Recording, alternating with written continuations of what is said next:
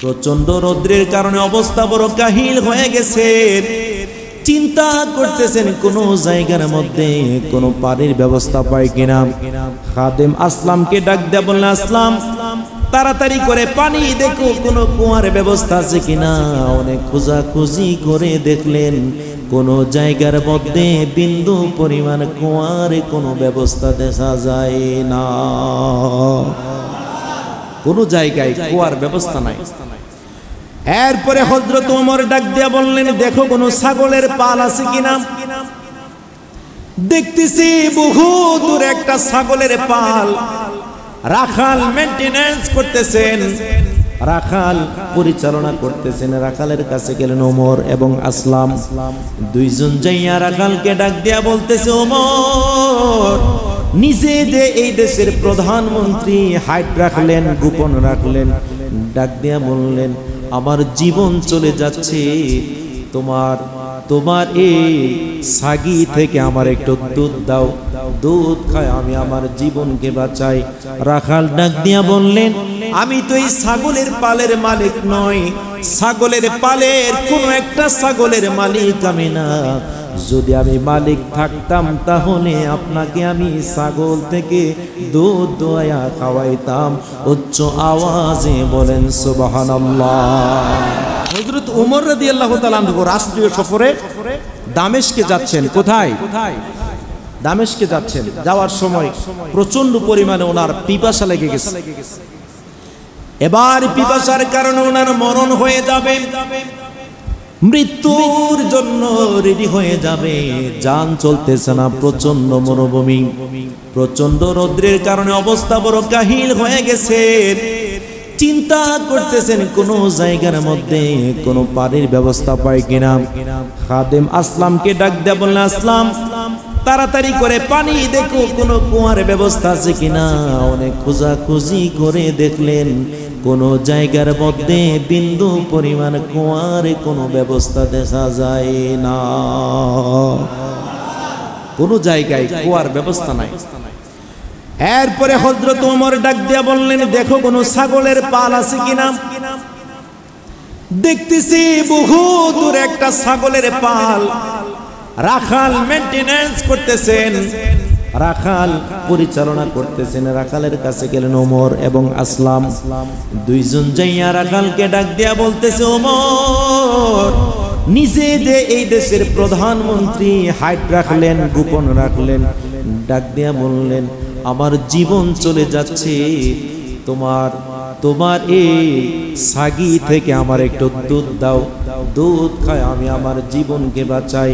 রাখাল ডাক দিয়া বললেন, আমি তো এই ছাগলের পালের মালিক নই, ছাগলের পালের কোন একটা ছাগলের মালিক আমি না। যদি আমি মালিক থাকতাম তাহলে আপনাকে আমি ছাগল থেকে দুধ দোয়া খাওয়াইতাম। উচ্চ আওয়াজে বলেন সুবহানাল্লাহ। ছাগলের পাল যিনি পরিচালনা করছেন ওনার ভিতর ঠিক না বেঠিক? আওয়াজ দিয়ে বলেন। একজনের মাল আরেকজনকে দেওয়া সম্ভব? এবার হযরত ওমর বললেন যে আমি তো এই দেশের প্রধানমন্ত্রী, আমি তার একটা পরীক্ষা করব। বললেন যে তুমি যে ছাগলের পাল নিয়ে আসো, প্রায় সময় তোমার ছাগলের পাল থেকে বাগে অনেক সময় ছাগল নেওয়া যায় কিনা? প্রায় সময় এরকম ঘটনা ঘটে। বলছেন যে তুমি আজকে একটা কাজ করো, তোমার আমি কিছু টাকা দেই, টাকা দিলে আমাকে তুমি ছাগলটা দিয়ে দিবা। দিয়ে দেওয়ার পরে আমি তোমার এই ছাগল থেকে দুধ খাবো, তুমিও খাও, সমস্যা নাই। পরবর্তীতে আমি তোমার ছাগল দিয়া দেবো। তুমি বলবা মালিকের কাছে গিয়ে যে অন্যান্য দিন যেরকম বাগে ছাগল খেয়ে ফেলে, আজকেও গিয়া বলবা যে মালিকের কাছে যে আমার একটা ছাগল, আপনার একটা ছাগল বাগে খেয়ে ফেলছে।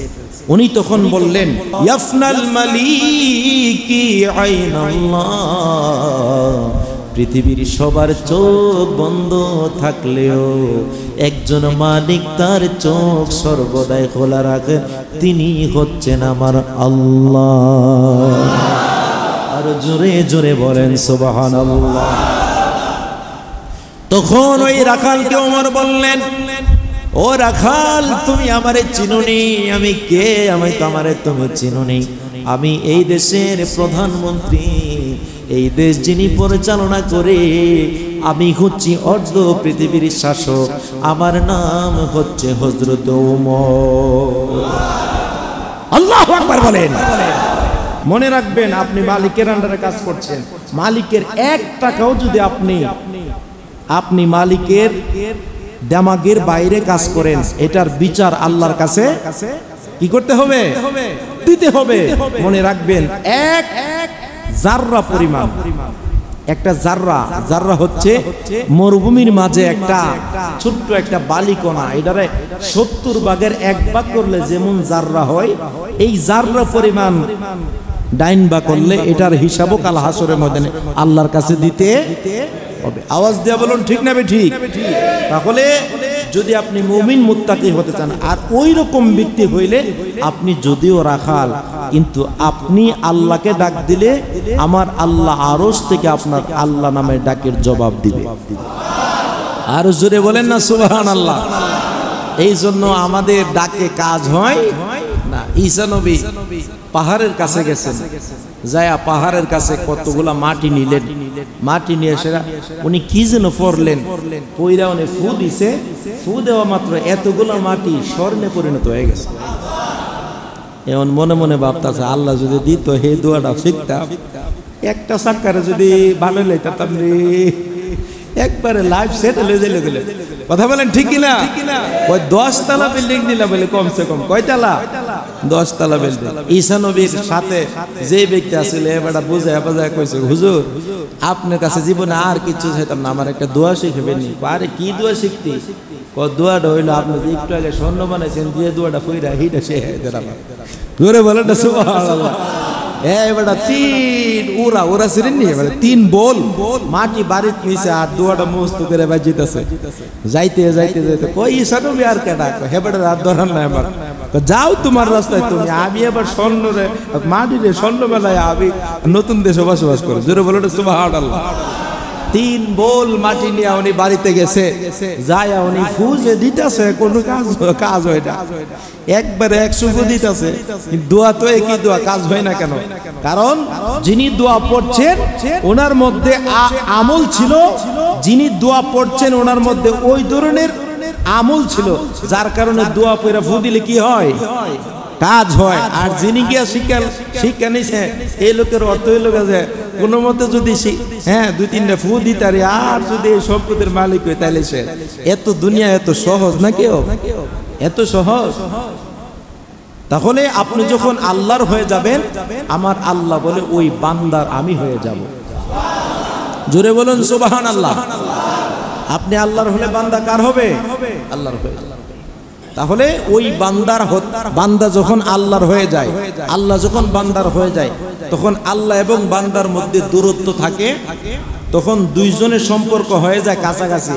একজন আল্লাহ বলে ডাক দিলে মালিক বান্দারে জবাব দিতে দেরি হয় না। জোরে বলেন না সুবহানাল্লাহ। আর আমরা তো নামাজে আসি কোনো মতে মসজিদে আসে, আমরা মসজিদের কথা বলি না, আল্লাহ আপনারা আবার বলবেন না। আমার অনেক সময় অনেক মসজিদে আসে, ইমাম সাহেব খুতবা দিবার সময় দৌড়াইয়া কোনো মতে গোসল দিয়া টুপিটা ফইরা কোনো মতে পাঞ্জাবিটা কান দলইয়া মসজিদের দরজার মধ্যে আইসা পাঞ্জাবি ফইরা মসজিদে ঢুকতেছে, হুজুর আসসালামু আলাইকুম রাহমাতুল্লাহ, আসসালামু আলাইকুম রাহমাতুল্লাহ, আবার যাইতেছে, দোয়া করার টাইম নাই। এটারে কি নামাজি বলছে? কথা কই না, এটা নামাজি? আল্লাহ কই দুনিয়ার সব জায়গার মধ্যে টাইম দেখোস না, মসজিদে আসলে টাইমের ফেলছে কটা বাজে, ঠিক না? ঠিক। অনেক সময় আপনাদের মসজিদে কতটুকু কাজ আছে জানি না, অন্যান্য মসজিদে নামাজও পড়তেছে, আবার ফ্যানের ফেলছে, ভাই শালার ফ্যান এত দামি ফ্যান কইতে ফাইলো, বিদেশি ফ্যান আনছে, কথা কই ঠিক না? নামাজও পড়ে ফ্যানের ফাইলে চায়, নামাজও পড়ে আবার গড়ির ফেলছে, নামাজও পড়ে আবার বিশাল বড় এক বাতি লাগাইছে, যার বাতি মসজিদে, ভাই বাতিটা কমসে কম 1 লাখ টাকার কম হইতো না, নামাজ পড়ে উঠে চায়। এটা কি নামাজে মন আছে না বাতি? কথা কই না, কই আছে? নামাজ পড়তে হলে নামাজ পড়বেন কার জন্য? আর জুড়ে বলেন কার জন্য? লিল্লাহি রাব্বিল আলামিন, একমাত্র আল্লাহর জন্য। আমার নামাজ, আমার কুরবানি, আমার রোজা, আমার হজ, আমার যাকাত, আমার সমস্ত ইবাদত বندگی লিল্লাহি রাব্বিল আলামিন। আওয়াজ দিয়ে বলুন সুবহানাল্লাহ। তাহলে নামাজ পড়বেন আজকের পর থেকে আগামী সপ্তাহে, আইবেন সবাই পরে, যাইবেন সবাই আগে, বেলে আসবেন সবাই পরে না আগে, কথা কই না, জোরে বলেন আসবেন সবার, আরো জোরে আসবেন সবার পরে, মুরব্বি কইতাছে পরে, আওয়াজ দিয়ে জোরে বলেন আসবেন সবার আগে, যাইবেন সবার পরে। এখন আমরা করে আসি সবাই পরে, যাই সবাই, বই বাড়িতে আনতে ছিঁড়া একজোর জুতা, বাইরে দেখছে বাটা জুতা, ও শব্দ না, এই জুতা বাড়িতে না দিলে চলতো না, এই জুতা লয়ে বাজিতে থাকা। তো নামাজির বেশে অনেক সময় সুর ও মসজিদে, কথা কই না, আসে না, নামাজির বেশে অনেক সময় চুর ও মসজিদে আসে। সুরে যখন সেজদা দিব, হের সেজদার দিকে নজর আছে, এক সুবহান রাব্বিয়াল আলা, হে কো মনে মনে কো কার জুতারি বালা, ঠিক নিও তো সুবহান রাব্বিয়াল আলা, সুবহান রাব্বিয়াল আলা। ইমাম সবুজুর কো সুবহান রাব্বিয়াল আলা, এক ও কার জুতারি না জানে বালা রে, কার জুতারি বালা। এরপরে নামাজ সালাম ফিরাইতে দিলেই সবাই মিলা দোয়া করে কামতাছে, আল্লাহর ওলি লয়া বাজছে গা জুতা। এটার কি নামাজি বলছে? তাহলে নামাজ পড়লেই শুধু মানুষ হওয়া যায়? এজন্য নবীজি বলেন কাম মিন সাইম লাইসা লাহু মিন সিয়ামিহি ইল্লা জামা ওয়া কাম মিন কাইম লাইসা লাহু মিন কিয়ামিহি ইল্লা সাহার। অনেক নামাজি আছে যাদের নামাজ ব্যায়াম ছাড়া কিছু না। কেউ কি ব্যায়াম ছাড়া কিছুই না।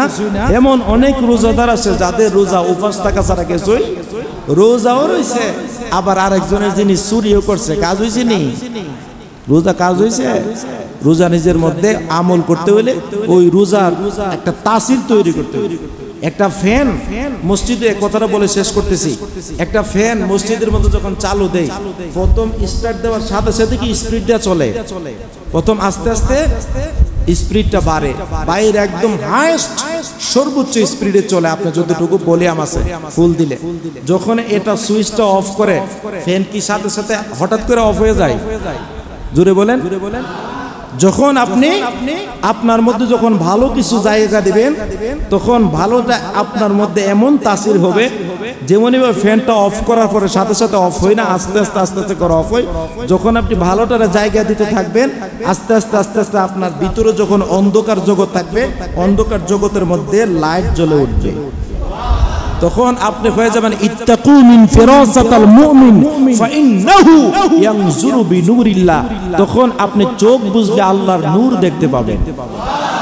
আর জোরে বলেন সুবহানাল্লাহ। তখন আল্লাহর কি দেখতে পাবেন?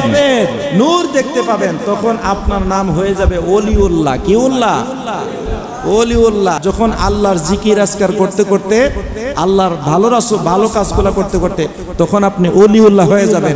ওলিউল্লাহ হইতে হইতে হইতে হইতে একদিন দেখা গেছে আপনার মধ্যে এত রেয়াজত এসেছে, আপনি যেই কোনো কথা বলবেন এটা ফইলা যাবে। জোরে বলেন না সুবহানাল্লাহ। এই জন্য আজকে একটা কথা বললাম, মনের মধ্যে কি আনতে হবে? মনুষ্যত্ব তৈরি করতে হবে।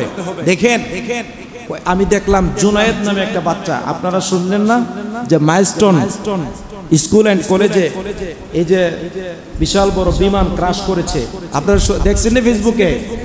অনেকে ফেসবুকে দেখেছেন, সারা বাংলাদেশে সবাই দেখেছে যে মাইলস্টোন স্কুল এন্ড কলেজের মধ্যে জুনায়েদ নামে একটা ছেলেটার মাকে ছেলেটা বলছিল, মা আজকে আমার মন চাচ্ছে না যাওয়ার জন্য।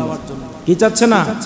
মন চাচ্ছে না স্কুলে যাওয়ার জন্য। মা বলছে তুমি আজকে স্কুলে যেতেই হবে। তখন তারা জোর করে স্কুলে দিয়ে আসছে, আর কথা বলছে যে তোমার বিকাল বেলা তোমার ঘুরতে নিয়ে যাব, তোমার জন্য ফ্রাই করব, হ্যাঁ মুরগির ফ্রাই করতেছি করে। উনি যখন বাড়িতে বাসায় যায় ফ্রাই করতেছে, হঠাৎ করে যখন শুনলো যে মাইলস্টোন স্কুল এন্ড কলেজের মধ্যে আপনার বিমান ক্রাশ করেছে, তখন মার কলিজা কি আর জায়গা আছে? নিজের হাতে সন্তানরা কি করলাম, নিজের হাতে সন্তানরা শেষ করলাম। উনি যখন গিয়ে দেখতেছে ওনার সন্তান সারা শরীর একবারে দগ্ধ হয়ে, সন্তানের চেহারা চিনার মতো কোনো অবস্থা নাই। যে কোনো সময় আমার আপনার মৃত্যুর ঘন্টা বাজতে পারে। কথা কোন ঠিক না?